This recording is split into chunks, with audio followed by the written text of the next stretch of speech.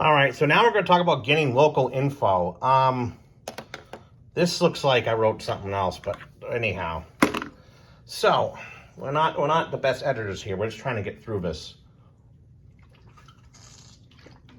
How do you get local information when something's going on? Me, it's always been my police scanners. And I long for those analog days. I really do. Now, depending on what type of incident it is, for our purposes of discussion, we're not going to talk about active shooters because, well, I guess we talk about some crime. If something's going on, it probably, it depends what's going on.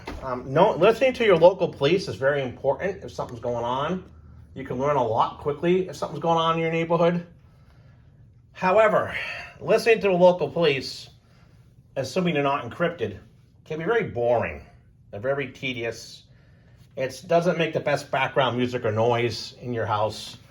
In a lot of areas, the police have gone encrypted too. And it depends on where you live. If you live in a city, in a bad area, you probably don't know what the police are doing. But then again, you can just look out your window or lock your door and take appropriate action.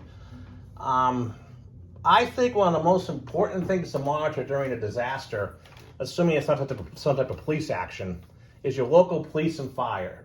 Your local fire department. And your Department of Public Works, if they have radios in your area. So you can monitor what's going on and get a good pulse on what's going on, especially with the fire department. And that's a nationwide thing. Most areas, the fire departments go out on calls down wires, down trees, etc. And you get a good idea on what's going on and get a good report on what's going on. And usually 911 dispatch will relay information to the fire department about roads that are closed, etc. So it's a good idea to listen to your fire department. And depending on your area, it's pretty easy to listen to most fire departments. You could get a scanner or something. But anyhow, let's put the scanner aside. Another way you could get information is through social media. Facebook. Make sure you subscribe to your local police or fire or EMS or 911 page. And try to find, it's usually a local person who likes to go to fire scenes and post pictures and all that. That's an option also. Once again, it depends how active they are on social media. Some fire departments or police departments, they hire a PR person and all they show are pictures of police officers eating donuts and with the public and talking to kids about fire safety in schools and trying to use it as a recruitment tool to get people to join the police and fire department. Other police departments and fire departments, they issue press releases after the incident has happened, sometimes hours or days after. Other police departments and fire departments, they have the dispatchers engaged and will actually put out alerts. Hey, stay away from Main Street, there's a tree down, or stay away from here. But that's dependent on resources, if they have somebody dedicated to do that. And a lot of these dispatch centers don't pay enough, especially down here, and they don't have enough resources, so they don't have time to have somebody, post stuff on Facebook or Twitter to tell people these things because they're too busy answering 911 phones.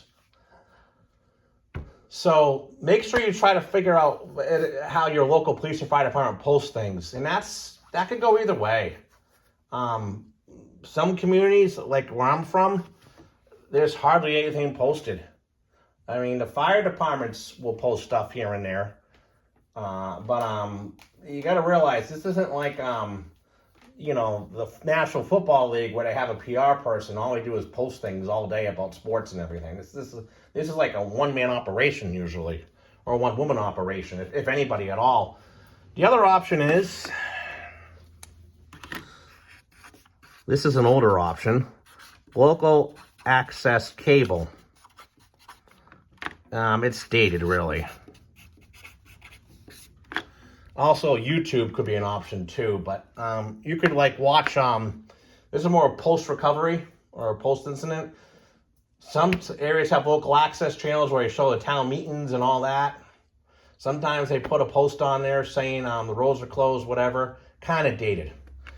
The other option is AM, FM radio. Before I get to AM FM radio, we may, looks like I wrote XM, may want to talk about, I don't know if I mentioned XM radio already, but XM satellite radio and other satellite radio services, I mentioned this in a previous video, they do have emergency channels that I use for emergency information, but that's going to be a very generic emergency information. It's going to tell you, call this 800 number, or call 911, or it's going to be very generic. I mean, it's better than nothing, but you're not going to learn anything. AM, FM radio. Now, some communities have their own emergency AM radio stations and emergency FM radio stations. Dudley did at one point. I'm going to look up and see if it's still active. I'll ask somebody out of curiosity.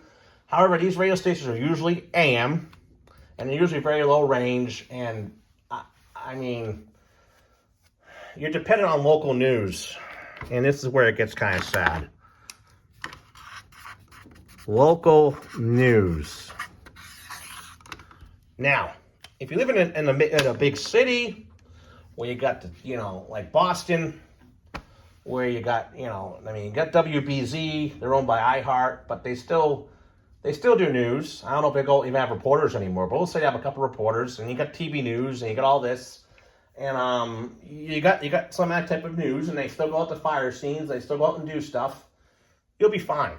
But where I live, I'm between two metropolitan areas, three if you really want to be technical, and there is no local news. I don't get much coverage from the Winston stations. I don't get much coverage at all from the Charlotte stations, unless something really big happens, like a almost borderline national news event.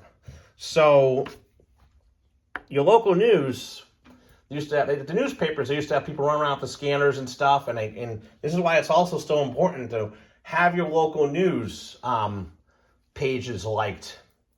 However, there's a problem with that. Most of these TV stations are owned by conglomerates, and I have nothing against them, but it's just, like, all I want to know is what's going on in my general area, if it may be 50 miles or so. I don't need to know what's going on at the White House. That's not why I subscribe to your page. If I want to do that, I go to, like, CNN or Fox News or whatever it is. I don't need to know about what's going on in Europe. All I want to know is what's going on. So they'll post stories of things that have nothing to do with the local area, somewhat in an automated fashion. So your local newspaper, depending on how active it is, could be very useful in this. But once again, it depends on how active they are on social media. We used to have somebody at Webster Times who posts up all the time. Not around anymore. So that leaves you with local radio.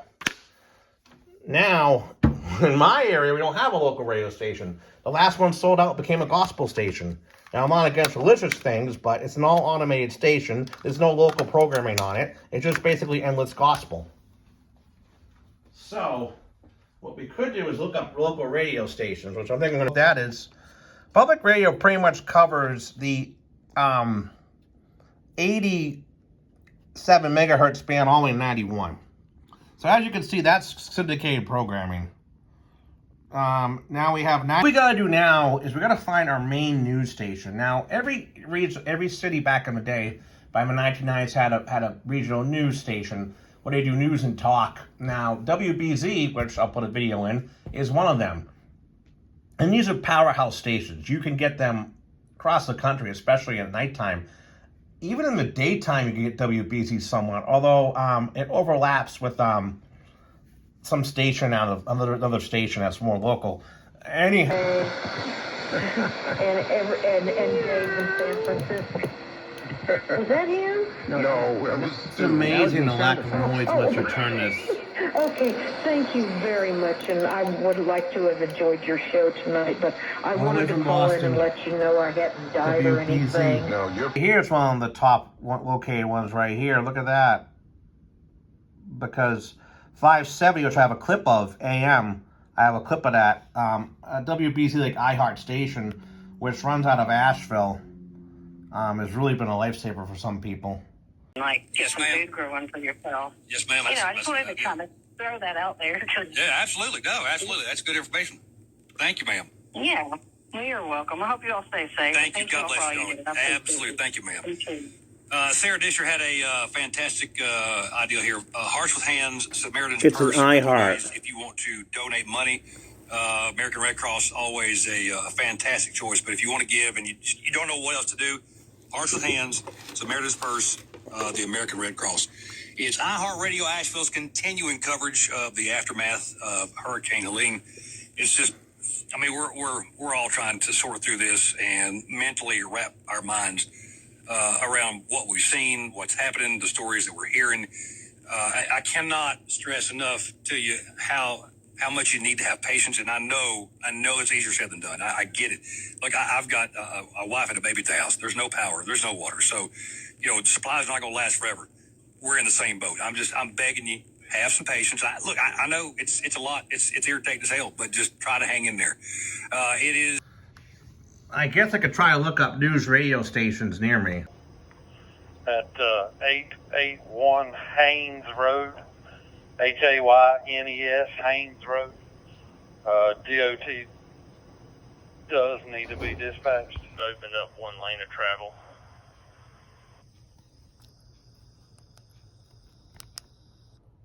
And for any utilities involved. Emergency management's Negative, out. no utilities. And for notify.